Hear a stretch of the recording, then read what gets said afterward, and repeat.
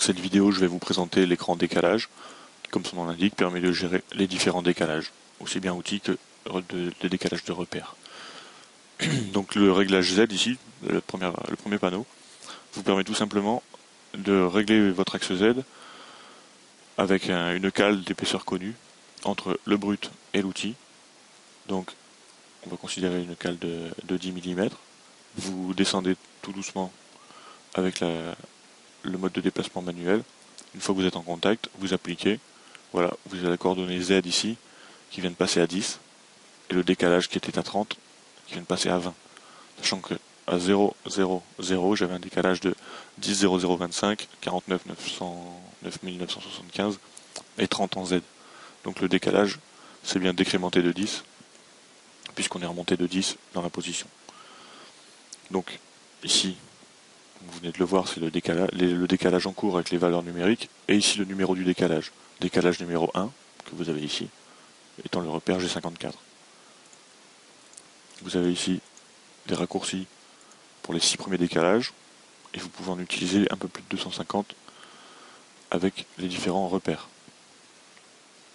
Vous avez ici un panneau position des axes, qui est le même panneau qu'on peut rencontrer un peu partout sur les écrans, avec la position des axes X, Y, Z et A, des boutons 0, des boutons référencés.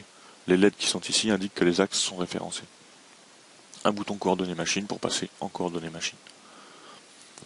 Ici vous avez un panneau prise d'origine en tangentant le brut, donc en indiquant le diamètre de votre outil et en venant tangenter votre brut, donc soit en Y négatif, ici en X négatif, en X positif ou en Y positif, vous allez pouvoir ici, voilà, vous voyez, je suis à Y-8, si je viens de prendre ici, je suis à X-8, si je suis au-dessus, je suis à +8, et là je suis à +8.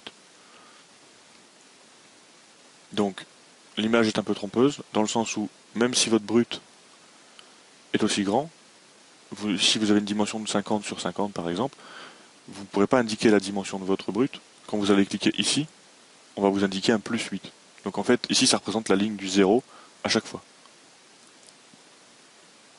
Et ensuite vous avez un petit panneau pour configurer le magasin d'outils.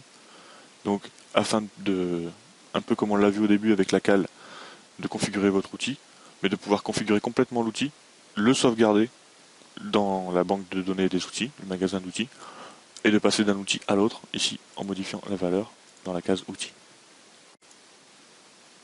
Vous avez ici une fenêtre pour afficher le nom et les valeurs de tous les décalages, donc de G54 à G59, les décalages 1 à 6, et ensuite G59, P7, P8, comme ça jusque P253.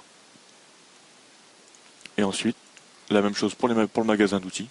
Vous allez ici avoir les valeurs pour les 253 outils possibles.